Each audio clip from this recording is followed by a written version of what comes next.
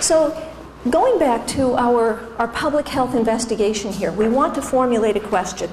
And most of the people in this room probably want to simply ask, is this harmful? Is microwave-based Wi-Fi in our schools harmful to children, right? Basic question. But it's actually not so simple a question, because you want to know and deserve to know and have a right to know any and all kinds of harm. You probably are even interested to know whether your home Wi-Fi router might cause harmful effects to your pets, and whether there might be harm to bees, and so on and so on. In other words, you have a very, very broad question by saying, is this harmful? Now, industry will come to you and they'll say, no, you're not asking about harm, you're asking about risk. Now, that's not correct, actually. And we actually, fortunately, in the last lecture here, had a wonderful occupational health scientist who backed me up on this assertion. Risk is a very loaded term in public health science. You can't really speak grammatically correctly about risk unless you say risk to whom, of what, in what circumstances. But what industry means by risk is something very specific that you're not even aware of. They mean how many people out of 1 million will die of cancer if you do something. And that's not your question. Your question is, I would like to avoid any and all kinds of harm to every human being, and perhaps to some animals and plants as well, right? So these are actually very, very different questions.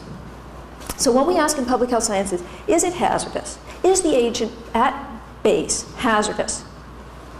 And then we bring in lots of research and so on to answer that question. But the first question, as I mentioned, is that concept of biological plausibility. Again, given what we know about the agent, and given what we know about biological systems, what is their possible interaction? So, let's go on now.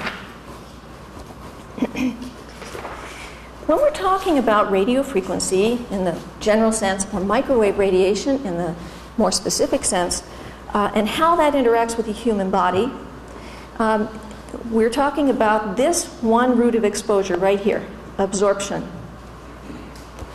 The radiation is sort of present out in the environment, and it penetrates our bodies. Now, if you've gotten the semi-thick package, it's a couple of millimeters thick, you can turn a few pages in, and you'll see pictures of the penetration of microwave radiation into an adult's brain and children's brains. So is there anyone who needs that package? If you don't have it, just raise your hand and you'll get one. And you'll see first with the child's brain, a small child's brain, there's quite an enormous amount of radiation that actually penetrates. And this is because children's skulls are relatively thin. And then you see a medium-sized child, and then you see an adult in which much less microwave radiation actually gets to the brain. That's right, you have the right page there. Yeah, you see 3 brain images. And so this is a very important concept in terms of biological plausibility too, because per the amount of radiation in the environment, a child is first of all going to receive more into the brain than an adult will. And then, because of the size of that wavelength approximating dimensions of the child's head, just from a pure physics point of view, that child is going to absorb a lot of that radiation. Keeping in mind that the same frequency of Wi-Fi, which is the same as the microwave oven, this frequency is maximized, it maximally produces absorption in a hunk of animal or plant tissue that is about 12 centimeters. And it could be twice that or half that, and it will still absorb quite a lot. Moving on from biological plausibility then, in 1997, the new PCS cell phone system was about to come to the city of Boston. And the infrastructure about to be placed near people's offices and bedroom windows in levels of microwave radiation that had theretofore never been seen. And in response, more than 100 physicians and scientists from Harvard and Boston University Schools of Public Health signed a petition with their credentials and their respective affiliations, calling a halt to the entire cell phone system. I'll give you the exact language of the petition shortly, but I just want to show you all of these signatures. Here's an important one in particular. At the bottom, David Ozanoff. You may have heard of him from the film A Class Action, the book Class Action. David Ozanoff is a person who has a special expertise in radiofrequency radiation bioeffects, having been on the research team for EPA in 1989 and 90, and he signed the petition to, amongst many other professors, to halt this entire new infrastructure. Let me show you some other pages in this petition, just so you get a sense of the size of this. Almost all of the signatories were from Harvard and Boston University Schools of Public Health.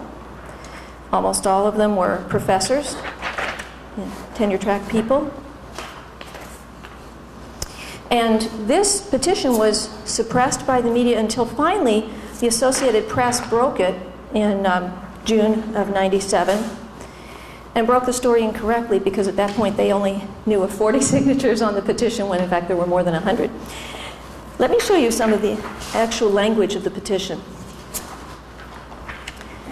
We, the undersigned physicians and scientists, call upon public health officials to intervene to halt the initiation of communication transmissions employing pulsed microwaves, precisely what you have for Wi-Fi, and in very similar frequencies. I'm stopping here, I'm not quoting. For the cell phone system, the PCS system in the US, the cell phone frequencies are approximately 16 centimeters. So they're very, very close to the 12 centimeter microwave that's used for the microwave oven and for Wi-Fi. Anyway, they said, given the biological plausibility of negative health impacts, particularly to the human nervous system, we urge the suspension of the implementation pending public notification of its potential hazards and full review determination of safety.